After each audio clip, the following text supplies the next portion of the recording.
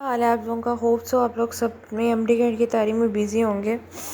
जैसे कि मैंने आप लोगों को बताया कि आप लोग जो है ना वो अपनी तैयारी जिस तरीके से करें। अगर आप केपीके के हैं तो आपने साथ पंजाब टेक्स्ट बुक बोर्ड रखनी है। अगर आप पंजाब के हैं तो साथ में आपने फेडरल रखनी है। सिंध के हैं तो पंजाब की रखनी है आपने, क्योंकि मोस्ट प्रोबेबली चांसेस ये हैं कि आपके पंजाब में से कॉन्सेप्चुअल क्वेश्चंस आने वाले हैं।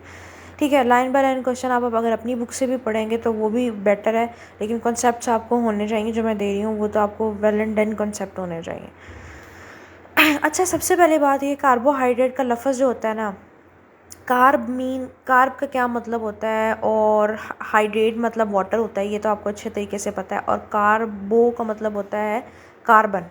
ठीक है, तो अब हमारे पास ये फ्रेंच वर्ड है, ये याद रखना, ये एमसीक्यूज़ में आता है। हाइड्रेट डी कार्बन इसका नाम होता है और ये एक फ्रेंच वर्ड है। इसमें जो कंपाउंड कंपोज्ड होते हैं वो कार्बन होता है, हाइड्रोजन होता है और ऑक्सीजन होता है। ये मोस्ट इंपॉर्टेंट होता है कि इसमें कौन कौन से कंपाउंड्स होते हैं। ऑप्शन दे देगा carbon hydrogen oxygen, carbon hydrogen nitrogen, carbon and hydrogen, none of these. ठीक है, और इसका फार्मूला पता होना चाहिए आपको CH2ON, क्योंकि हर एक का डिफरेंट फार्मूला है। यहाँ पर मोनोसेकेराइड का अलग है, ओलिगो का अलग है, तो आपको कॉमन फार्मूला आना चाहिए इसका कौन सा होता है। CH2ON. Not all carbohydrate have their empirical formula. Deoxy sugar amino sugar carbohydrate is the most abundant compound found in nature, जिसमें सेलुलोज 100 बिलियन टन एनुअली होता है। इसमें आपने एक बात याद रखनी है कि पॉलीहाइड्रोक्सी एल्डिहाइड कीटोन्स और substance that yield these compound on hydrolysis, इसमें होता है ग्लिसरॉल्डिहाइड और एक होता है डाईहाइड्रोक्सी एसीटोन। ये दो होते हैं। अब इसमें से एमसीक्यूज कैसे बनते हैं? इसमें से एमसीक्यूज इस तरह से बनते हैं कि आपको वो कहेगा कि कार्बन नंबर 2 के ऊपर डबल बॉन्ड था, सेचुरेटेड था या अनसेचुरेटेड बॉन्ड था। अनसेचुरेटेड बॉन्ड डबल बॉन्ड था कार्बन नंबर 2 के ऊपर, कार्बन नंबर 1 पे नहीं। तो 3 कार्बन है, 4 हाइड्रोजन है यहाँ पर पहले, उसके बाद फिर 2 और हाइड्रोजन आता है, तो टोटल हाइड्रोजन कितने हो गए? 4 5 6 हाइड्रोजन हो गए। ठीक है, और ऑक्सीजन कितने हो गए? 3 ऑक्सीजन हो गए। एक ऑक्सीजन डबल बॉन्ड के साथ प्रेजेंट है कार्बन नंबर 2 के ऊपर। किस कार्बन नंबर पे डबल बॉन्ड प्रेजेंट है ये मैंने पूछना है, और किसके अंदर है? ग्लिसरॉल्डिहाइड में या डाईहाइड्रोक्सी एसीटोन में। इस तरह से आपका एमसीक्यूज बनता है। दूसरे नंबर पे एल्डिहाइड ग्रुप में कार्बन नंबर फर्स्ट पे डबल बॉन्ड प्रेजेंट है। ठीक है, और इसके अंदर कितने हाइड्रोजन है, कितने कार्बन है, कितने ऑक्सीजन है, ये आपको पता होना चाहिए अच्छे से। ग्लिसरॉल्डिहाइड के अंदर कितने कार्बन है, कितने ऑक्सीजन है, कितने हाइड्रोजन है, ये पता होना चाहिए। Carbohydrate with aldehyde group is aldose, with keto group is ketose, with ketone group ketose जो है वो आपके पास वो कीटोज होता है। अब कुछ करेक्टरिस्टिक्स हैं जो आपको पता होने चाहिए। वो क्या है कि most carbohydrate are found naturally in bound form rather than a simple sugar.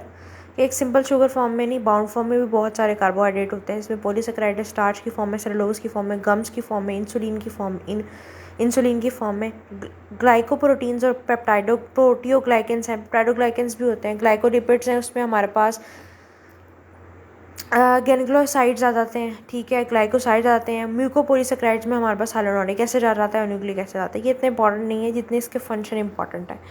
Function में हमने इसमें ये पढ़ना है कि एनर्जी जो बॉडी के अंदर आपको मिलती है वो कार्बोहाइड्रेट्स की मदद से मिलती है, ना कि फैट्स की मदद से। तो फैट्स लेना बंद करें, कार्बोहाइड्रेट्स लेना स्टार्ट करें।